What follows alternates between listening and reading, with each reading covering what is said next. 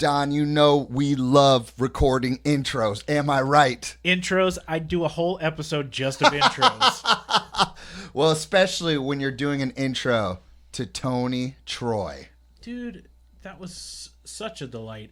I hadn't known his story really before this evening. You know, when you had brought up bringing him on, and what an interesting story. Like, I was like, yeah, cool, but I had no idea how interesting it would be. Yeah, that was a story of a lifetime, and he needs to get his story out, and I'm glad we could help him do that. Yeah, for sure. So, ladies and gentlemen, enjoy this episode with our new friend, Tony Troy.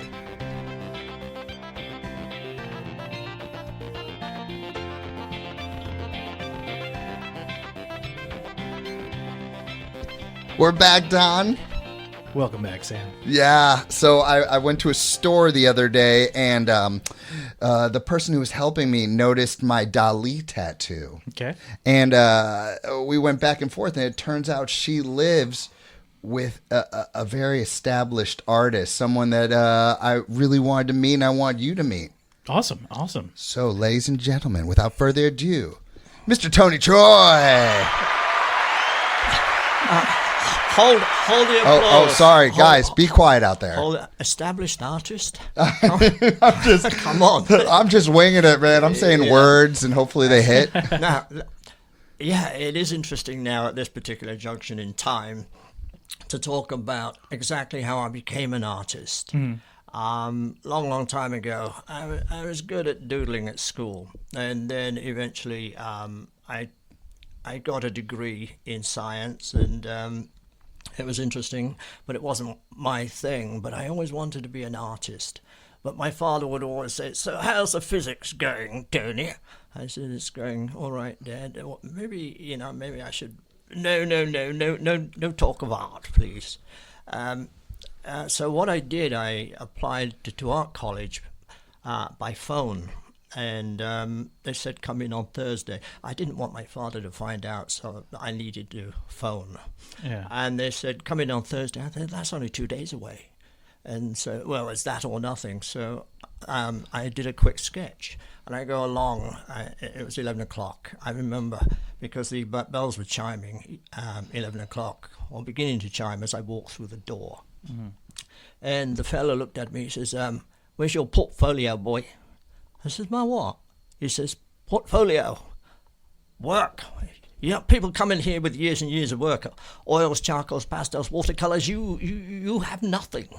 I says, oh no, I got it. And I actually had this drawing in my top pocket. So I took it out. I said, here, what was that word you used? He says, portfolio, boy, and you're an imbecile, and that's a grubby sheet of paper you've just pulled from your top pocket. And he opened the door. He says, get the hell out. Whoa. So he literally pushed me out of the door. And it was interesting because when I went in, the bells were chiming 11 o'clock because I'm into time. Mm-hmm. And when he pushed me out, they were still chiming 11 o'clock. So that is a Guinness Book of Records for being at art college. So wait, you originally were studying? You actually studied to be a scientist, though? Yeah, I was actually doing physics at it was London College, London University, King's College. But you had no interest in that. No, it was. You know, I had all the degrees necessary to do it, all the exams, should I say. But it just wasn't me, but it was the thing. I didn't know about being an artist. Did you, from like the early ages, were you already considering being an artist, or was this as you were going through the process of becoming a scientist or whatever you were going to be, you just decided this isn't it, I got to try something else, or you knew you wanted to be an artist all along? It was interesting. Like most people say, you know, I started doodling, or my child, he doodles, he does cartoons. Yeah. I just remember the first time I picked up a pencil, I was 7. And the Queen of England she'd just been crowned. So I was obsessed with drawing the crown, the royal crown, and I did about 20 or 30 royal crowns. And that was the age of 7. And that was my first attempt at drawing. So, but it didn't really catch on. Later on in school, I did a little bit of drawing, and I was pretty good at art. But then, as I say, after I got a degree, couldn't get on into that world either. So I just started working in office jobs. Oh. And I kept getting fired because I really wasn't that interested, but I had a degree and it was all accountancy and all that. And I remember, what am I talking about? I remember. I was fired for about the 5th time. 5 times. So on my way to the Labour Exchange, I'm in a pinstripe suit, and I come across a group of street artists. This is in London. And there's a whole load of tourists waiting to get their portraits, probably around about 15 street artists all doing portraits. One of them was packing up, and so I got talking to him. And I casually mentioned how I'd always wanted to be an artist, but never mind, I was on my way to Labour Exchange to get another job. And we talked for about 20 minutes, and he says, I'd like to talk longer, mate, but as you can see, I'm packing up. I've got a flight to catch back to South Africa. Great talking to you. I said, oh, okay. And then he picks up a suitcase and walks away. I said, hey, what about your gear? 2 stools, easels, pencils, and paper. He's probably about 20 yards away. And he turns back, he says, too heavy to take on the plane, mate. Tell you what, you want to be an artist, it's yours. And he walks away. I says, what? And none of the other artists had seen him go. So I sit down on this stool, and now 2 stools, an easel, pencils, and paper in front of me. And I pick up a couple of pencils thinking, well, I can draw, but it's not exactly the kind of thing I should be doing, working on the streets. I was about to get up and leave when a voice says, do you draw black people? And I look up to see this cheerful black lady. And I just remember pausing, and I says, well, let's just say I haven't drawn too many white people. Sit down. If you don't like it, you don't pay for it. And that was my first portrait. Oh. And that's how I became a street artist. And then I got better and better. I wasn't great at the beginning, but you get used to the thing. When you're drawing one after the other, you become better and better, and ended up as one of the top dogs. Then one of the things about working on the streets too, you get to see a lot of the street characters, and you get to observe what's going on, and you come across a lot of stories. Let me see. One simple story would have been one of the crazy guys on the streets. He would always clean lampposts and rubbish bins, and he would always mumble. You could never understand what he said, and all the other artists said, don't talk to him. He's just an idiot. Talks rubbish. Nobody can understand a word he's saying. So one day he comes over to me, and he's mumbling. So I give, a coin, look for a coin, give him a coin. And then he starts mumbling, and I thought, I'm going to listen. And translated, he said, I knocked on both sides of the door this morning, but it was locked. And then he goes on his way. I thought, that's clever. Now how can you knock on both sides of a locked door? Then I surmised that maybe, I started to think about, maybe it's a door between, it's not a door as we know it, but maybe a door between this world and the next. Mm-hmm. It was just an idea I had. And another day he came along, and he was now getting used to coming to me. And the second time he said, in the beginning there was woman, then woman created God, and then God created man. Then man created the red light district to appreciate woman. And he goes on his way, and the artist, why do you talk to him? He's an idiot. He's brilliant. He is absolutely brilliant. But what was interesting is, on the strength of that, he was always cleaning lampposts and rubbish bins, and he was always moving like a dancer. And he was always cheerful. And this is where we come to... we were talking earlier about how I knew one of the ballet dancers in town here. Mm-hmm. But he was very much like a dancing fool. And that's what everybody called him, a fool. And I thought, that's a good title for a character in a show, and that's where I came up with an idea for a musical based on this character who could knock on both sides of a door when it's locked. And so that was one of the crazy guys on the streets.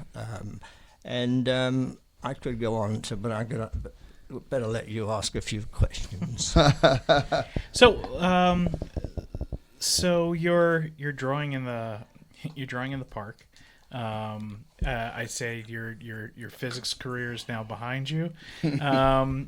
What were your first gigs like as an artist?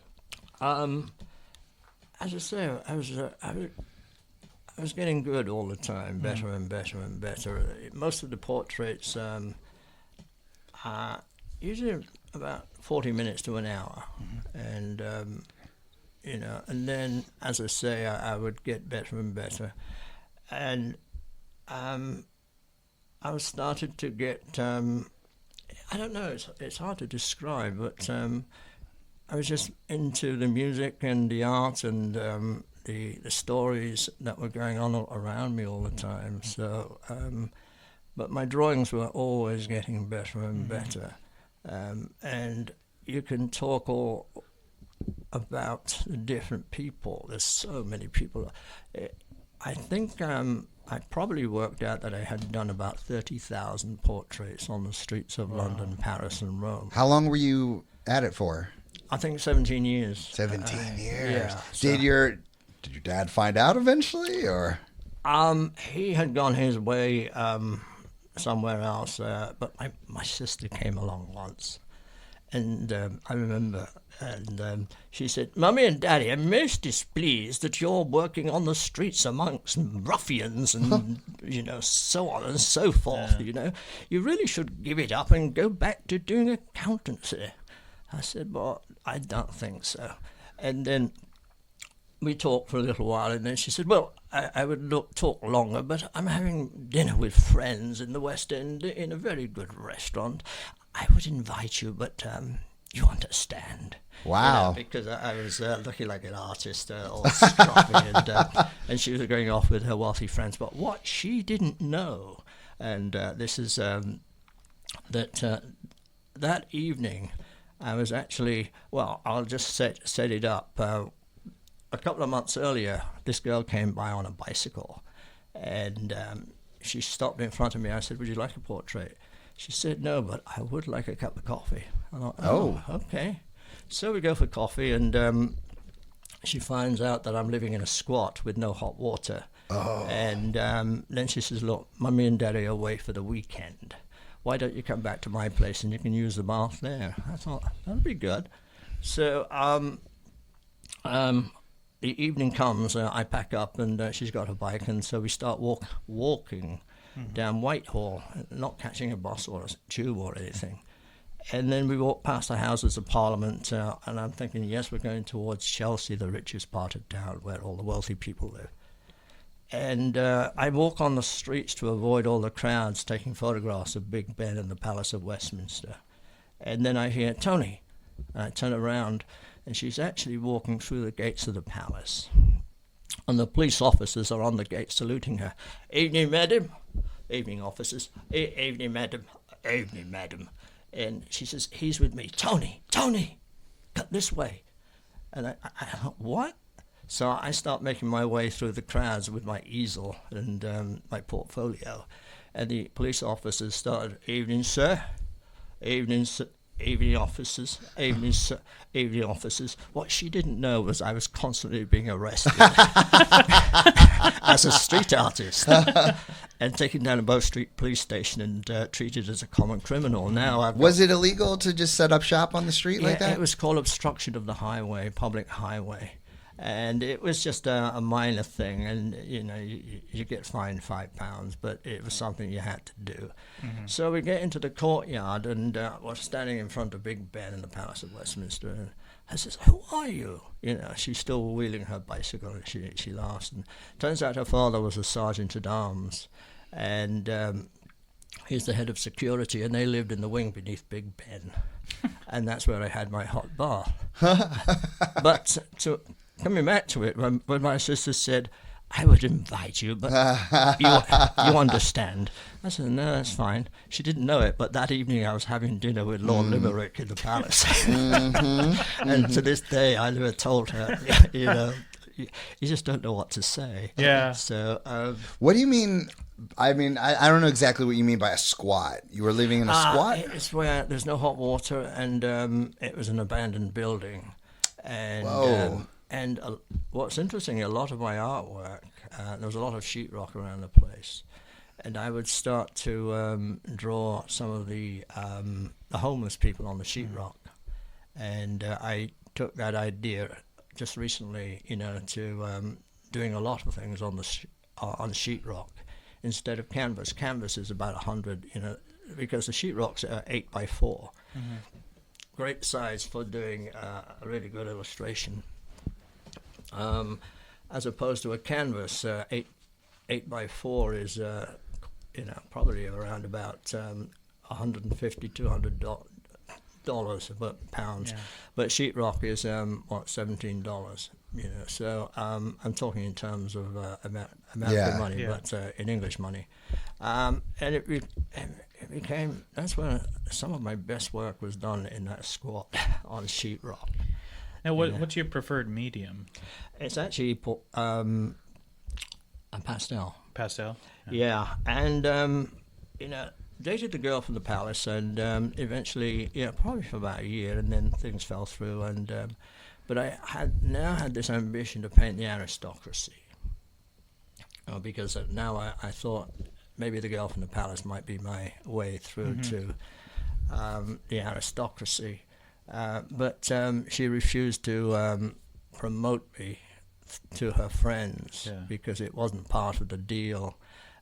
You know, when her father's a sergeant at arms, you weren't supposed to try and make money out of that. And yeah, it was fair enough. So when I left, eventually coming back to, you were asking about my art, the portraits now, I was getting pretty good. And one of the artists mentioned, it's a shame, man, because you're really good now. It's a shame because submissions for the Royal Society of Portrait Artists of Great Britain are tomorrow morning. You know, you should have done something a couple of months back, and you could have got in. So one of the other artists, he was a fan of mine. We shared the squat together. Little Scottish fella. Excuse me, laddie. Ignore them. What they're saying. I've seen one of your 20-minute portraits. Just do a 20-minute portrait, and I've got a cheap frame you can put it in. So I did. I paid a girl passing by £5 to sit for me. Did a quick sketch. A Scotsman put it into a frame, and I took it along to the submissions the following day to the Royal Society of Portrait Painters. It was on the Mall, and it was there that all the famous artists as well as regular artists were bringing in their portraits that they'd spent time, quite a lot of time. And there was a lady on the bench and at a table, and she was talking to the first one. Sir Charles, how much will you be charging this year? I think maybe a little bit more than last year, maybe £30,000. Yeah, £30,000. Oil, of course. Yes, of course, yes. And it was the same with the second, you know, it was 15,000, and another one was 10,000. Then she comes to me with my little frame and my 20-minute sketch. And she said, how much will you be charging if you get in? You know, looking at the drawing. I said, and on the streets I was charging £10. Mm-hmm. So I thought, I'm going to really go for it. So I says, £30. Yeah. So she says, oh, £30, okay. And the guy, there was another guy with white gloves carefully taking all these things away. And he sort of picks up mine with his white gloves and looks in disgust. And I actually got in. Hey. You know, as a Scotsman said, aye, you're a good laddie. Because what you do what very few artists do. You find the soul. And so I go to the opening a couple of months later, and then I hear, Mr. Troy, about this portrait. I said, too expensive, eh? He says, no, Royal Society and all that, we had to up the price to £1,000. And you have about 15 portraits at £1,000 each. And that was it. That was suddenly I was back doing the Royal Society and doing all these grand portraits. But what was interesting, the portraits weren't as good as the ones I did on the street, because on the street you were relaxed. And that was the name of the game. And when you were working for the aristocracy, I remember the very, very first one I did. I spent about 25 minutes, and he said, "Will you care for some champagne before we begin?" I said, "No, but maybe a cup of coffee." He says, "Oh, who drinks coffee before a portrait?" So I did the portrait in about, I remember it was about 40 minutes. And then when I finished, he says, I said, "It's finished." He says, "That is the preliminary sketch, I presume?" I said, "No, it's the finished one." I didn't know there were preliminary sketches. They expected about 4 or 5 or something. He says, "Oh, by golly, it looks like me, but £1,000 for 20 minutes work, you know." And so it was just interesting, the different people that you do in the when you're drawing the aristocracy, and then you get back onto the streets. But because it's laid back and relaxed and fun, and you're drawing so many people, the portraits are so much better, you know, and big difference. I just remember thinking, even now when I'm drawing important people, you just don't relax. Do you find that you were able to connect more with, like, say, the people who were around the street than with the aristocracy? Like, were there, like, more story sharing? Yeah. And there's so many stories. Even, you know, with the... I talk about the soul, and it became an obsession to, you know, always try and find the soul. And so it really was not just drawing portraits, about trying to find the soul and presenting the soul on paper and pencil, trying to reveal the soul. One perfect example was I drew 2 sisters one day. One was extremely beautiful, the other one was very plain, and everybody homed in on the beautiful girl. And she sat first, and all the street boys were around, and she was all giggling. "Does it look like me?" Yeah, darling, it looks great. Now nobody can capture your beauty, darling. And she just kept moving, and when I finished the portrait, probably about 25, 30 minutes later, by now everybody has ignored the plain sister just sitting there, because she doesn't have anything like the beauty of the girl that was sitting. And she looked at it and says, "Oh, you made me look like a Barbie doll. I look empty."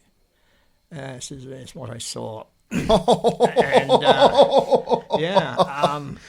and then she huffs and puffs and goes off for coffee with these street boys that she didn't even know. And the plain sister sat, and she apologized for her sister's behavior. And when she sat, she looked right at me, and I thought, whoa, you know, and you could just see the difference. She was shining. You know, you think, wow. And it's hard to describe, but it just came out an incredible portrait. Yeah. And when the girl came back, the beautiful sister came back, she said, "Why is hers so good?" You know. And it was just interesting, because at the end of the story, you would say, and those 2 sisters walked away, and one was holding a portrait. One was beautiful, the other one was not so beautiful, you know, and that was it. And then things like that, it is how to capture the soul. One other thing was when I had to draw an Arab.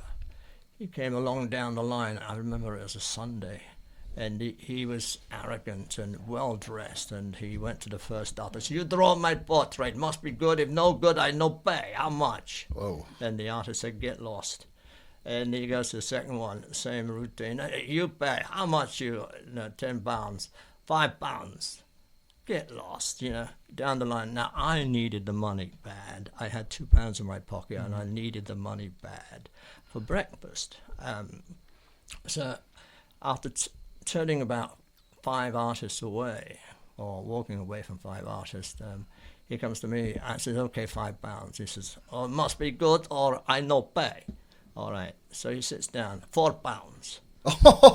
Wow. I says, no, we've come down from 10 down to 4. He says, £4 or I walk away. And I needed the money. I needed breakfast. All right, £4. So I says, all right, £3, my final offer. And so I had to do it because I needed the money. And what was interesting is I started to draw him, and I really hated the guy. In fact, it's one of the songs in my show, how I hate this stupid face. The face before me doesn't appreciate the hard times that I'm going through.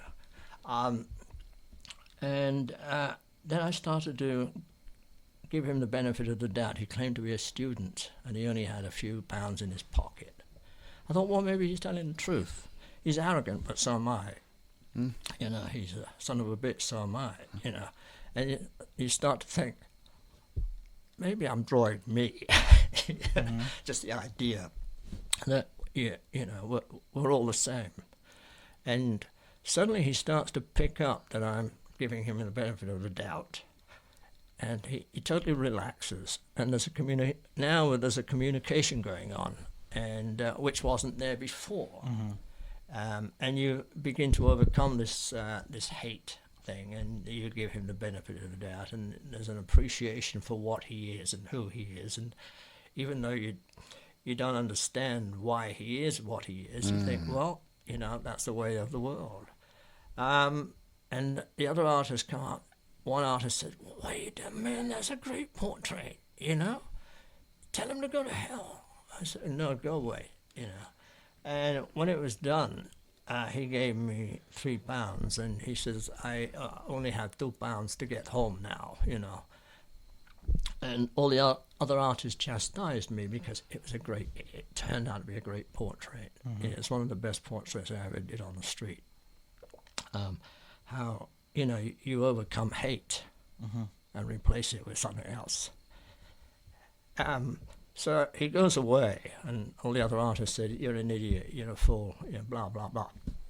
He comes back later on in the day with an envelope. That portrait was a gift for my father on his birthday. I tell him, "I ashamed what you pay, what I pay you." So he told me to give this to you.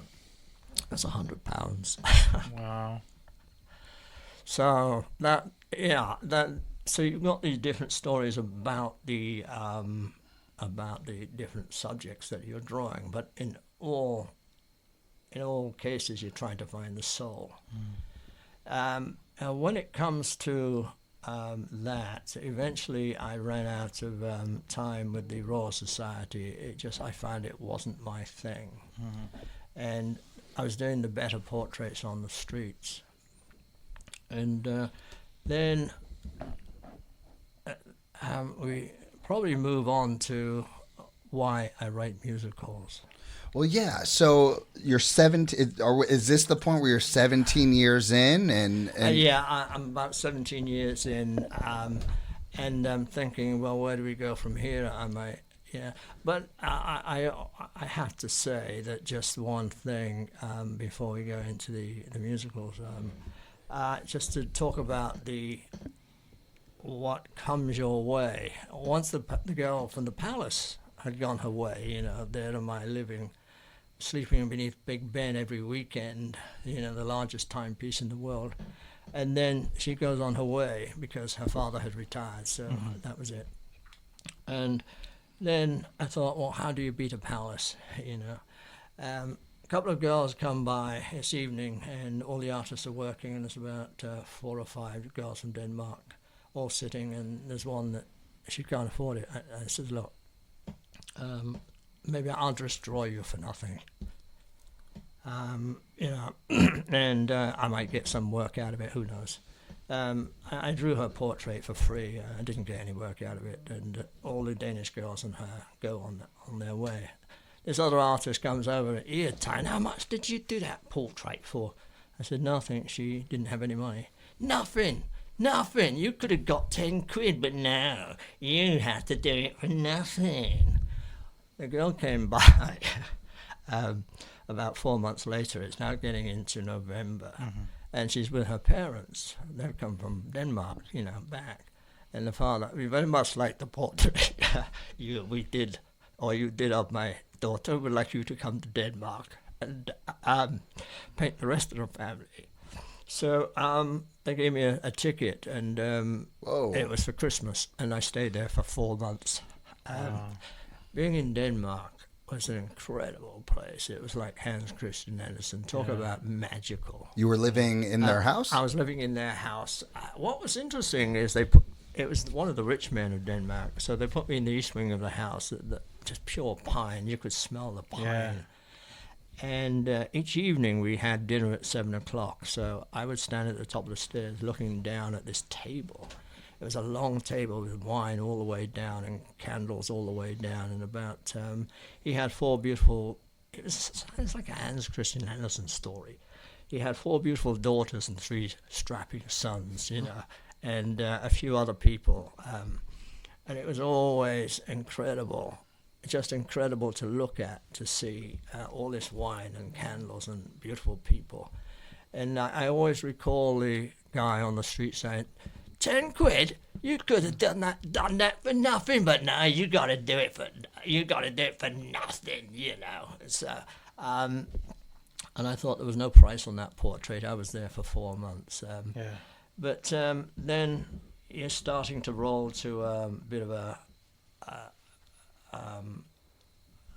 you know, you think, where do I go to from here? Mm-hmm. Then one day, one of the things when I was at university, I found that I could write music. You know, I got into the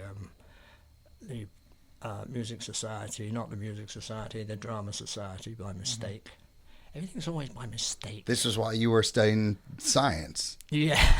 Okay. Yeah, and I found I could write music, and so I wrote a song, and I couldn't get anyone to sing it. And so I thought, well, I'll try learning to sing myself. So I remember learning to sing this on Thursday. And I thought, it sounds okay, you know, because I play piano. And I set it to a pitch, and I was looking like Bob Dylan. So I go in on Friday, record it just on a tape, and then go into EMI Music Publishing on Monday. And there's a fellow in a long, just leather jacket and high-heeled boots, you know, and he was about 5'7", trying to look 6 foot. All right, son, leave it with us, and, you know, just put the tape down there, and all right, you can go on, get out, go on. Give us a few months. That afternoon, I get a telegram from EMI, and they said, come in immediately. So I thought, I must have given them an empty tape. There's no way. So I go in, make another tape, go in on the Tuesday morning. I said to there's somebody else there. I said, my name's Tony Troy. I think I gave you an empty tape. Oh, Tony Troy. Oh, hang on a moment. There's a meeting going on now. So she goes down the corridor, and I hear my song. It is me singing my song, you know. And suddenly all these people come out. There's about 6 of them, and there's a woman leading them. And, love the song. Oh, beautiful. Oh, I think the girls are going to love him. Oh, yes. Incredible, darling, incredible. So I say to this guy in the leather gear, I says, what's going on? He says, they want to sign you up as a singer-songwriter. I says, but I only learnt to sing on Thursday. I don't sing. And I signed a contract the next day on the Tuesday, on the Wednesday, I think it was. That's crazy. Yeah, and I thought, this is crazy. What was interesting was the head of EMI Records. He heard it. He wanted to sign me up, but he was a little bit woofy. And I said, nah. He wanted to sign at 2 o'clock in the morning. I said, no, not my deal. You know, because the head of EMI Music Publishing was a woman. Now, she had been fine, but she was straight. She was really nice. But the head of EMI Records was not the best. So he wanted to give it to somebody else, but the head of EMI Music Publishing said no, he does it or nobody does it. So myself and 3 other street artists got some money together doing portraits, and we went to Manchester and recorded the studio, the song there, and then we had made 500 copies, and EMI Records said, well, you'll never get it played. So blow that. So being street artists, we just go down the BBC and we walked in the way Elvis, those days. Yeah. You just walk in, and we were going around the corridors of Power, and Jimmy Savile, that's him. Oh, he's on the air now, And then when you see he's not talking, I just walked in. I says, hey, I wonder if you can play this. He said, who are you? I says, I'm a street artist. Oh yeah, I've seen you guys. And he listens. I like this. I'll play it tomorrow. And it's the same with 2 of the others. Yeah, I like this. I'll play it tomorrow. So it's played non-stop, but for 6 weeks. Wow. And so What kind of what genre of music? it's probably just a ballad, but it was just surprising because it was just me on the piano, but it turned out good. And apparently when it was played on the BBC, apparently the switchboard was jammed with people trying to buy the record, but we didn't have enough, we didn't have any mechanism to sell records. Yeah. We were just 4 street artists, but it was just the fun of knowing that you'd bypass the whole system, a little bit like the world of art. You'd bypass the whole system. And it's the same with the music, if the BBC actually phoned me up and complained. I said, that's great that you're complaining, It's what you call a turntable hit. But we actually used the show, coming back to it in a roundabout manner.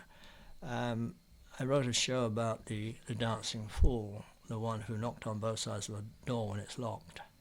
And it became a story about the door between this world and the next world. And we use that song in the show. And it's one of the kids' favorite songs. What was all right, so where were you living when you created this musical? I was still in the squat then. Mm-hmm. Yeah, okay. Yeah.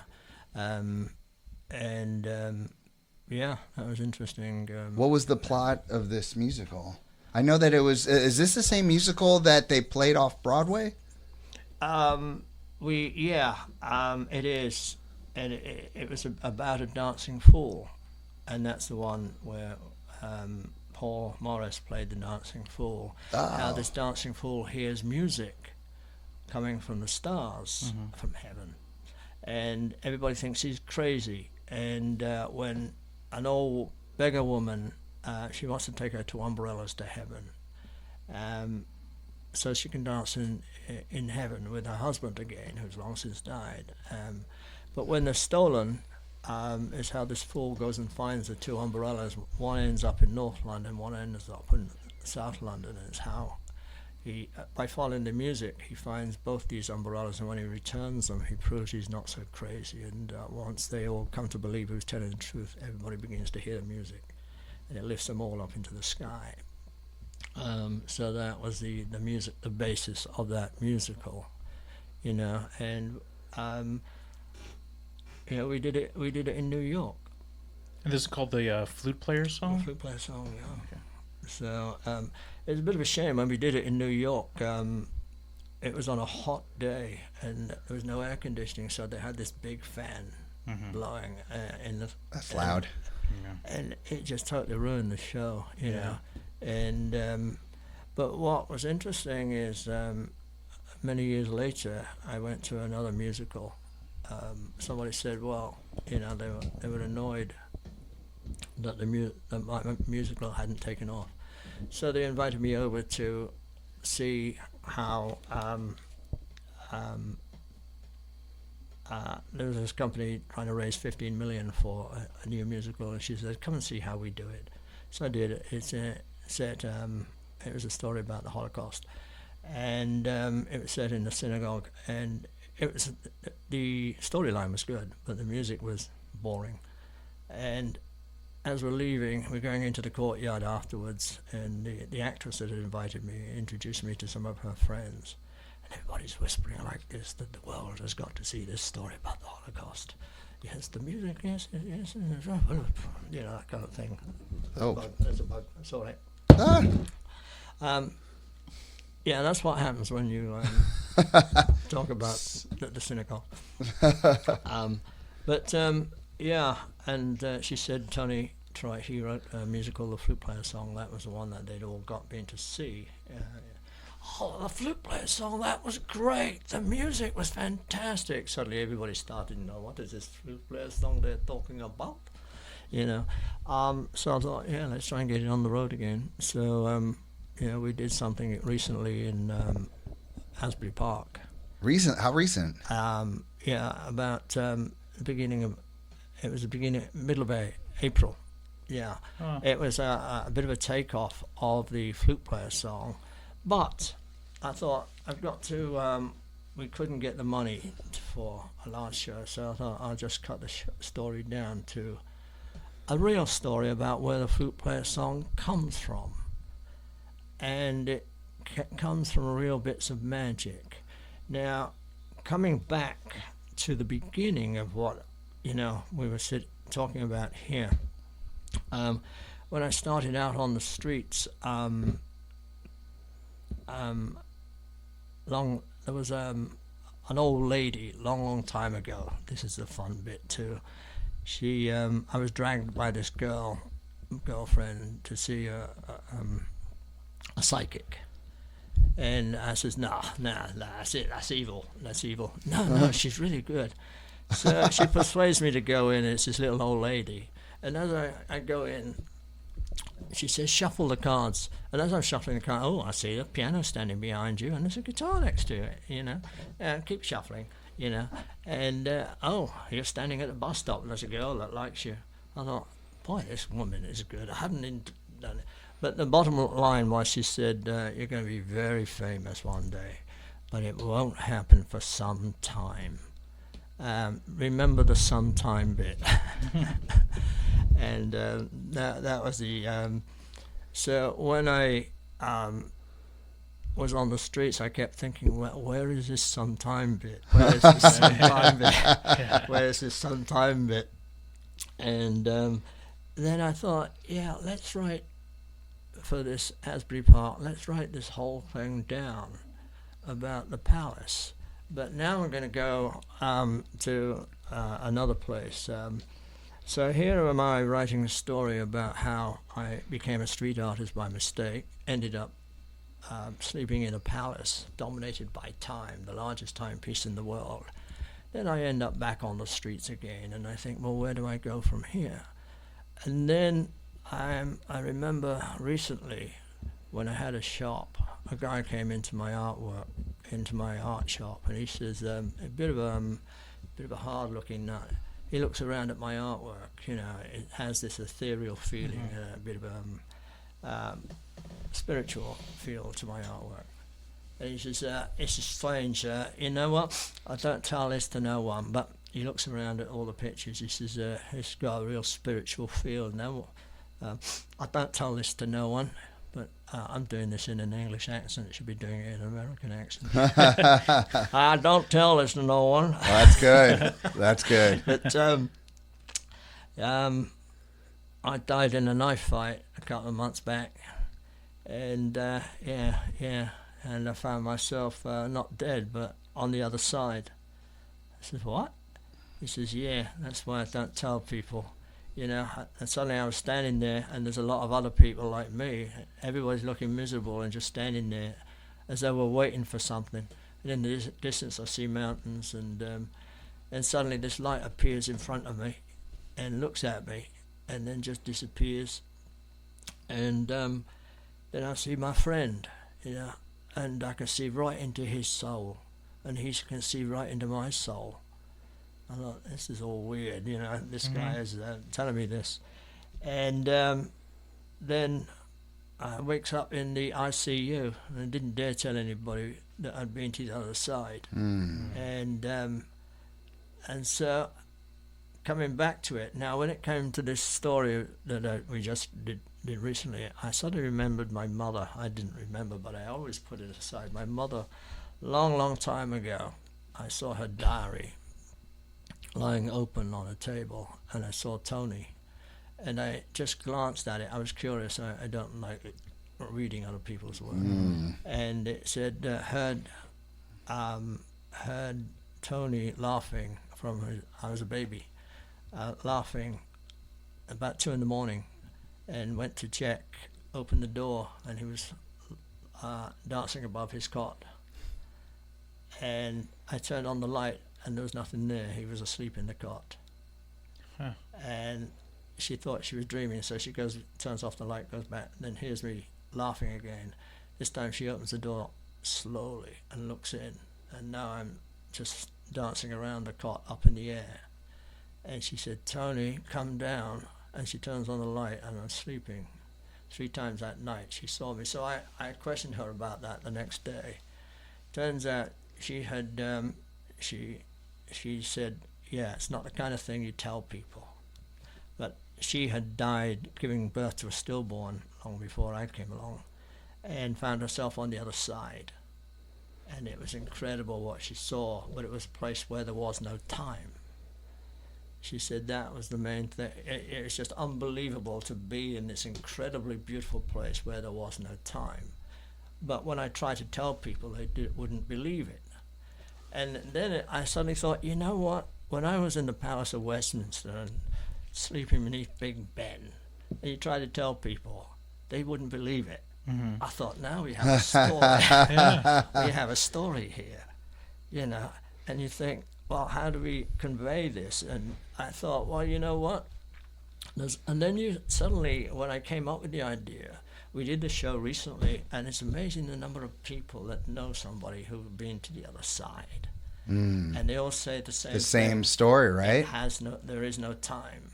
And there am I, being in the Palace of Westminster, sleeping beneath the largest timepiece on the planet. You know? Whoa! So I thought, yeah, let's go there. Yeah. So we're going to do it again. Hopefully, I'm trying to get some money together to do something this time in New York, not in Asbury Park, but a lot of people in Asbury Park. One guy, he came up after the show. He says, 50 years ago, I went to see a show in London. It was a ragtag bobtail type show, a little bit like what I saw tonight, you lot doing this. We had one day's rehearsal, one night's rehearsal. He says, but what I saw 50 years ago, I thought, this is going to be a big hit. It was Leonard Lloyd Webber's first show. And he said, what I saw tonight is exactly what I saw 50 years ago. This is going to be a big hit. So that's where I'm at now, you know, trying to find some money. I've got to go down to Georgia soon and maybe talk to a few people down there. There are a few pennies floating around. So, Don, we've had quite a few artists on this show before. I've heard the phrase before, struggling artist, but I don't think that term has ever hit more true than the person we're interviewing now, someone who is a street artist, 17 years, has traveled here and there in the world. And I got to ask, man, it's been a minute since those first portraits you drew.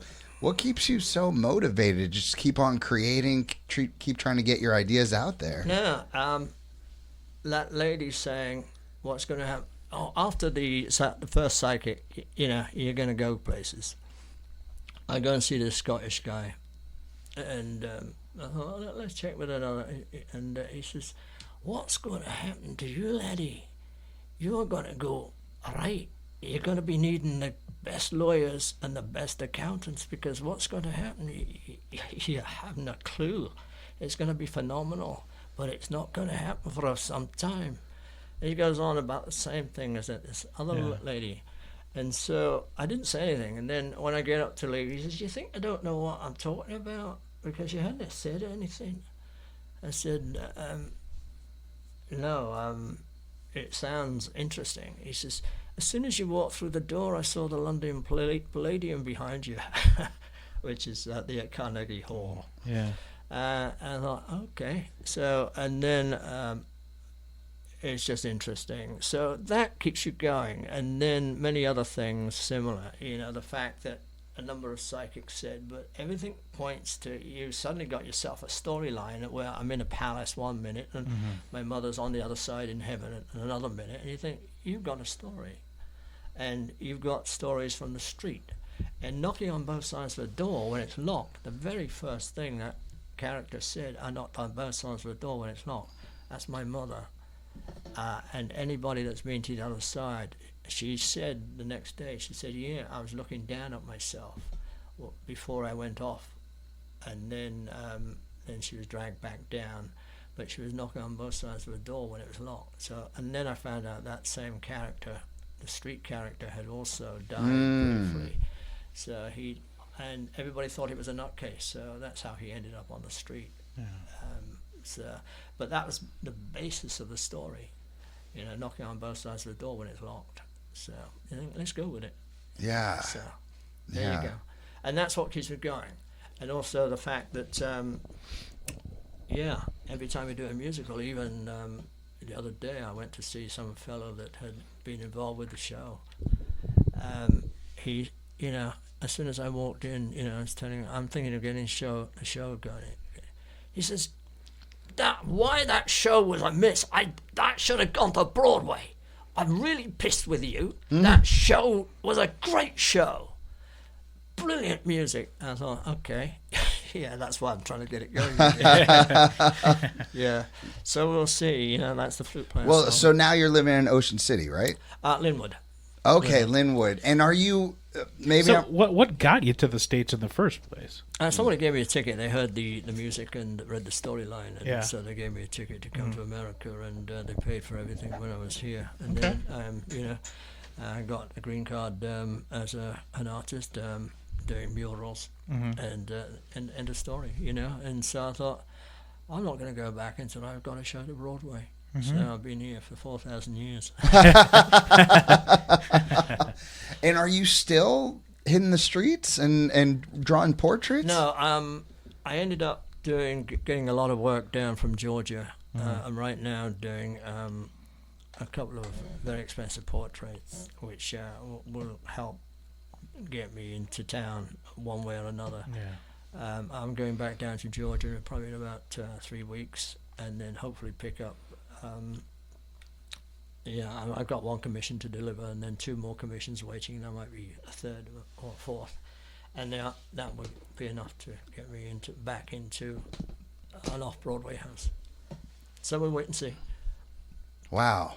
You know, that's a story and a half. Yeah.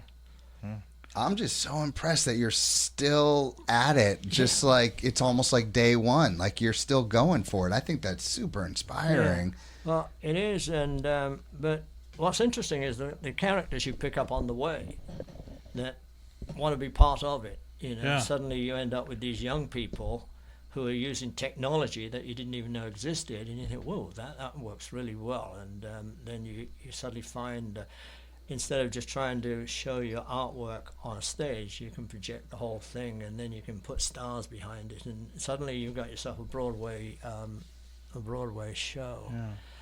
Using very little. So Yeah, I think it's a lot better now, because back then you had to go through, like with the music industry, you had to go through the guys at the top and the bullheaded guy you were talking about. Now, I mean, you can just put your stuff online, and if people like it, it'll, right? Yeah, I think that part of it's better. You know, I think it's a lot more having to hustle for yourself. You know, that's right. You know, because you don't have necessarily those big companies, fighting for you. They've all gone. Yeah. And they'll come along when people start crowding into that theatre, and there's lots looking interesting. So we'll wait and see. What I find interesting is like this is the history that's involved in your playwriting, and how much that comes from like a real place, and how that is the secret of it, is making sure that everything is real. Yeah. So when you're doing a show about magic, one of the things you do is you say, you know what, this real magic people don't believe. So what you do, you tell it as a child's tale. And then you slowly introduce some of the real events. So they come away thinking, wow, and then they start talking about their own little bits of magic that have, that nobody believes. Real magic does exist. It's in many subtle forms, and even one great dance number we had, the Odd Shoe. It's, I had an old pair of shoes. I thought I'm going to go and buy a new pair of shoes. So I left my easel and in the hands of other artists. I'm going to get some new, keep an eye on my stuff. And I go 3 miles, get a brand new pair of shoes, throw the old shoes away down the end of Bond Street, get back to my my easel, and then the old shoes there, back on my seat. How the hell, where did I just threw these away 3 miles away. And I said, yeah, some fellow was coming by, some tramp was coming by. I said, yeah, them's Tony Troy's shoes. And I grabbed them, I put them on the seat. Did I do right, Tone? I says, personally, if somebody was carrying your shoes now and walking by, I wouldn't know they were your shoes. I wouldn't even bother they're your shoes, Yeah, it's strange. Yeah, I just knew they were your shoes. So you think, now, was that, it's just the fact that you've thrown away these old pair of shoes. But what was interesting, the new pair of shoes were hurting as I was coming on the back. I was thinking, boy, I wish I had my old shoes back. And Boom. You think, yeah. And that's the basis of the 2 umbrellas being lost, and the fool finding the 2 lost umbrellas against all odds. You think, now there's the basis of a story. You know what I'm loving about this too, going back to the way beginning, Don, is like maybe the butterfly effect. Like, what if that artist who was leaving didn't leave his easel? He left his easel, right? His easel, his chair. If he didn't leave that stuff there, I mean, your story might be, you wouldn't be here. No, that's right. Yeah. Everything is a story. Even going to Denmark and finding the way to tell a story, seeing where the magic exists, and then coming back, but the 2 palaces and all that, and also the squat, going from the squat to the palace. You think that's but it was how things were. So that's it. That's my story, and I'm sticking to it. Thanks, man. That's really cool. Yeah. While we're on it, just so people, for those listening, you can find information on Google. Let me see. I'm trying to think of Tony Troy art. You do have your Instagram. I saw that. I mean, if you just type in Tony Troy, I mean, there's a plethora of art. Oh, yeah. Just Google and then Tony Troy art, and you'll find it all there. And you'll find the Flute Player song. You'll find all my art. I saw there's a music video. Music video. You saw that too? I was watching it earlier today. Yeah. Very cool. Who made the music video? Oh, that was me some time ago. Yeah. Okay. Yeah, we'll post some links to your work. That'd be too good. On the, So we'll keep in touch as to what's happening, and then you can let the world know. Hey, if someone wants a portrait or just wants to see your work, is there a way they can reach out to you and get? Yeah, just Facebook. Find you on Facebook. Yeah, Tony Troy art. Yeah, just Tony Troy on Facebook. Yeah, and I'm there. Story is very inspiring. Yeah. Sometimes, I'm not going to lie, today, I'm starting off being a 6th grade teacher. I haven't taught those grade levels. And before I owned this preschool, that's no longer open. I was so passionate about teaching and making a positive impact on the kids' lives. And this was before I was a father. So now I have 4 of my own kids. I have a million worries. I got my summer camp. And I was asking myself, like, am I the same teacher I was all those years ago? Can I still make that impact I used to make? And, you know, little by, my students haven't come into the class yet. But I'm remembering who I am, and I'm getting myself pumped, I'm getting myself inspired, and I'm ready to make that impact. And I'm listening to your story, and I'm getting motivated because here you are all these years later, and you're still going for it more than a lot of young people are. And I just think it's very cool, and I wish you nothing but the best of luck, brother. Yeah. Thanks. Yeah. All Don, right. anything No. we're dropping here, man? I know No, the Halloween festival's coming up soon. Yeah, we've got Halloween coming up on October. I was going to say May 4th, but that would be Hamfest. October 4th. Hope to see you there. It's 6 to 10 p.m. Costume contests, lots of vendors. Music by Lady White Rat. Ow! Performances by Mary Macabre and Allegory Dance Theater. And surprises here and there, right? All over the place. Wow. So hope to see you guys there. Maybe even Tony will show up. Who knows? Maybe. Tony Troy, thank you, brother. Ladies and gentlemen, give it up for Can they cheer now? Is that okay? A loud applause, please. Exceptionally loud applause, please. Okay, Yeah, all right. Guys, you heard him as loud as you can go. Tony Troy, ladies and gentlemen.